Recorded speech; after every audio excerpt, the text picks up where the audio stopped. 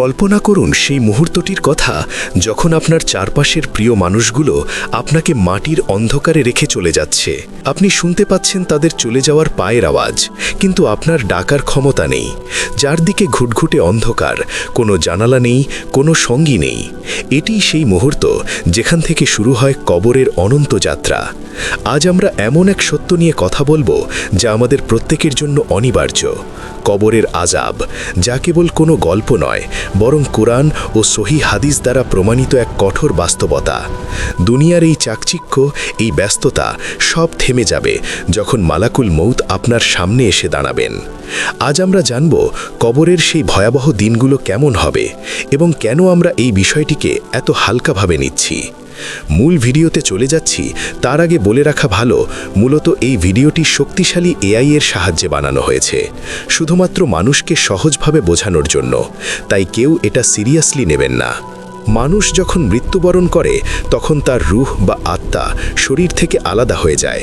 রাসূলুল্লাহ সাল্লাল্লাহু আলাইহি ওয়াসাল্লাম বলেছেন, মৃত ব্যক্তিকে কবরে রাখার পর যখন তার সাথীরা চলে যায়, সে তাদের জুতার আওয়াজও শুনতে পায়। ঠিক তখনই দুজন ফেরেশতা আসেন, যাদের বলা হয় মুনকার ও নাকির। তাদের গায়ের রং কালো এবং চোখগুলো নীল। তারা অত্যন্ত কর্কশ কণ্ঠে আপনাকে 3টি প্রশ্ন করবেন। 1, তোমার রব কে? 2, তোমার দিন কি?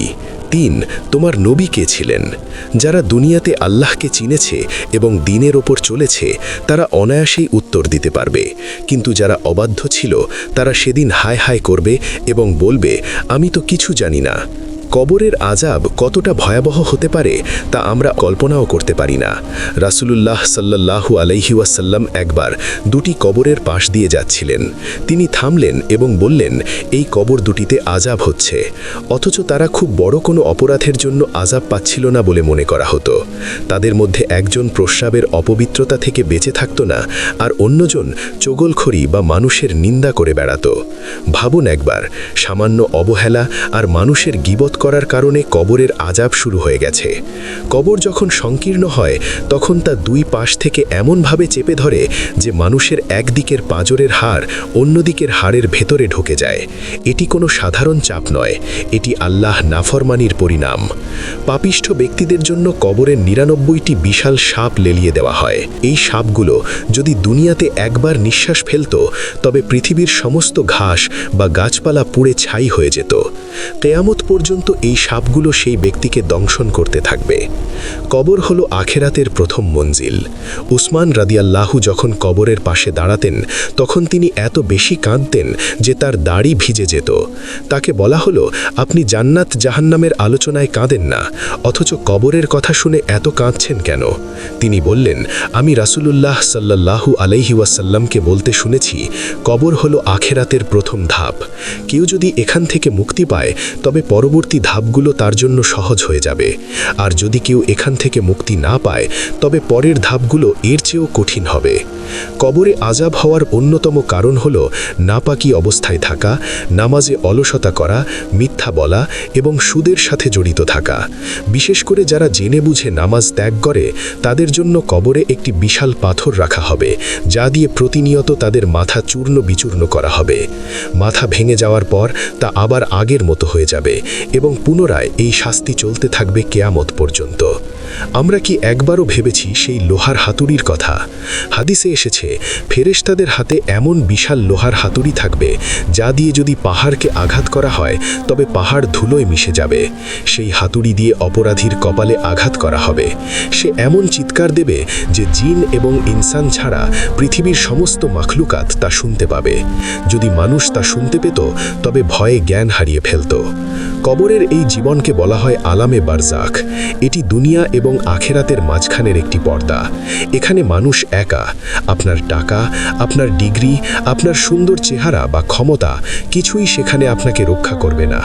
সেদিন কবরের সঙ্গী হবে কেবল আপনার আমল। আপনি যদি দুনিয়াতে মানুষের হক নষ্ট করেন, এতিমের সম্পদ আত্মসাৎ করেন কিংবা মা বাবার অবাধ্য হন, তবে সেই অন্ধকার কুঠুরিতে আপনার জন্য কোনো সুপারিশকারী থাকবে না। পবিত্র কুরআনে আল্লাহ তাআলা ফেরাউনের বংশধরের কবরের আযাব সম্পর্কে বলেছেন যে তাদের সকার এবং সন্ধ্যায় আগুনের সামনে পেশ করা হয়। এটি কিয়ামতের আগের শাস্তি। জান্নাত এবং জাহান্নামের একটি জানালা কবরে খুলে দেওয়া হয়। মুমিন ব্যক্তি তার জান্নাতের ঘর দেখে আনন্দিত হয়, আর পাপিষ্ঠ ব্যক্তি জাহান্নামের ভয়াবহতা দেখে আতঙ্কে শিউরে ওঠে। সে আর্তনাদ করে বলতে থাকে, হে আল্লাহ, কেয়ামত যেন কখনো না আসে, কারণ সে জানে কেয়ামতের পরের শাস্তি এর চেয়েও কয়েক হাজার গুণ বেশি কঠিন হবে। আজ আমরা মোবাইল ফোন, গান বাজনা আর হারাম কাজে এতই মগ্ন যে আজানের আওয়াজ আমাদের কানে পৌঁছালেও হৃদয়ে কম্পন সৃষ্টি করে না। আমরা ভুলে গেছি যে কাল সকালে সূর্যের আলো আমার চোখে নাও পড়তে পারে। অনেকে মনে করে যে আগুনে পুড়লে বা পানিতে ডুবে মরলে বুঝি কবরের আযাব হয় না। এটি একটি ভুল ধারণা। কবরের আযাব মানেই হলো কবরের সেই জীবন বা বারজাখী জীবনের শাস্তি। আপনি যেখানেই থাকুন না কেন, আপনার রূহ যদি অবাধ্য হয় তবে আল্লাহ তাআলা সেই শাস্তি কার্যকর করার ক্ষমতা রাখেন। সূরা তাকাসুরে আল্লাহ সাবধান করে দিয়ে বলেছেন, মানুষ প্রাচুর্যের প্রতিযোগিতায় লিপ্ত যতক্ষণ না তারা কবরে পৌঁছায়। অর্থাৎ আমরা মরার আগ পর্যন্ত বুঝব না যে আমরা কি হারাচ্ছি। কবরের আযাব থেকে বাঁচার জন্য রাসূলুল্লাহ সাল্লাল্লাহু আলাইহি ওয়াসাল্লাম আমাদের কিছু আমল শিখিয়েছেন। তিনি নামাজের শেষ বৈঠকে আত্তাহিয়াতুর পর কবরের আযাব থেকে আল্লাহর কাছে আশ্রয় চাইতেন। তিনি বলতেন, আল্লাহুম্মা ইন্নী আউযু বিকা মিন আযাবিল কবর। এছাড়া সূরা মুলক তিলাওয়াত করা কবরের আযাব থেকে রক্ষার একটি বড় মাধ্যম। যে ব্যক্তি প্রতিরাতে সূরা মুলক পাঠ করবে, এই সূরাটি তার কবরে নূর হয়ে আসবে এবং কবরের আযাব থেকে তাকে রক্ষা করতে আল্লাহর কাছে সুপারিশ করবে। হে মুসলিম ভাই ও বোনেরা, কবরের আযাব কোনো কাল্পনিক কাহিনী নয়, এটি ধ্রুব সত্য। আজ আপনি জীবিত আছেন, আপনার তওবা করার সুযোগ আছে। চোখের পানি ফেলে আল্লাহর কাছে ক্ষমা চান। প্রতিটি মুহূর্তকে গনিমত মনে করুন। সেই দিনের কথা ভাবুন যখন আপনার দেহ থেকে প্রাণবায়ু বেরিয়ে যাবে এবং আপনার আপনজনেরাই আপনাকে তাড়াহুড়ো করবে কবরে নামিয়ে দেওয়ার জন্য। কেউ আপনার সাথে কবরে যাবে না, সেখানে কেবল দুটি জিনিস থাকবে, আপনার ঈমান এবং আপনার নেক আমল। আপনি যদি চান আপনার কবরটি জান্নাতের একটি বাগান হোক, তবে আজ থেকেই নামাজে মনোযোগী হন, মানুষের সমালোচনা ছাড়ুন, হালাল পথে চলুন। আর যদি আপনি আল্লাহর অবাধ্যতায় লিপ্ত থাকেন, তবে জেনে রাখুন কবরের সেই অন্ধকার গর্ত আপনাকে গিলে ফেলার জন্য প্রস্তুত হয়ে আছে। আমরা কি প্রস্তুত সেই প্রশ্নের উত্তর দিতে? আমরা কি পারিব বলতে যে আল্লাহ আমাদের রব ছিলেন? যদি আমাদের জীবন কুরআনের আলোকে না গড়ে ওঠে, তবে মুখে কেবল আল্লাহ বললে সেদিন কাজ হবে না। কবরের মাটি প্রতিদিন মানুষকে ডাক দিয়ে বলে, আমি একাকিত্বের ঘর, আমি অন্ধকারের ঘর, আমি পোকামাকড়ের ঘর। সুতরাং আমার কাছে আসার আগে পাথেয় জোগাড় তর। আল্লাহর রাসূল মৃত ব্যক্তিকে কবরে রাখার পর দোয়া করতেন, হে আল্লাহ, তাকে অবিচল রাখুন, কারণ এখন তাকে প্রশ্ন করা হচ্ছে। এই যে অবিচলতা, এটি কেবল তখনই সম্ভব যখন আপনার অন্তর দুনিয়াতে আল্লাহর জিকিরে সতেজ ছিল। ভাবুন সেই মুহূর্তের কথা যখন জাহান্নামের এক টুকরো আগুনের বিছানা পাপিষ্ঠ ব্যক্তি কবরে বিছিয়ে দেওয়া হবে। সেখান থেকে আগুনের উত্তাপ আসতে থাকবে, কবরের সাপগুলো তার শরীরকে দংশন করতে থাকবে।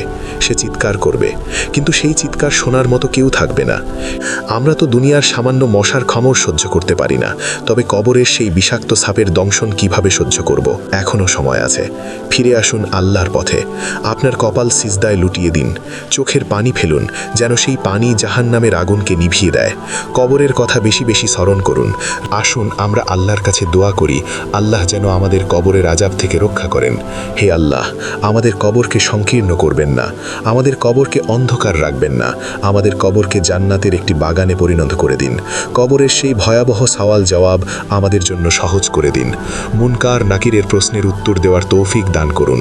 আমরা যেন আপনার প্রিয় বান্দা হিসেবে কবরে প্রবেশ করতে পারি। আমিন।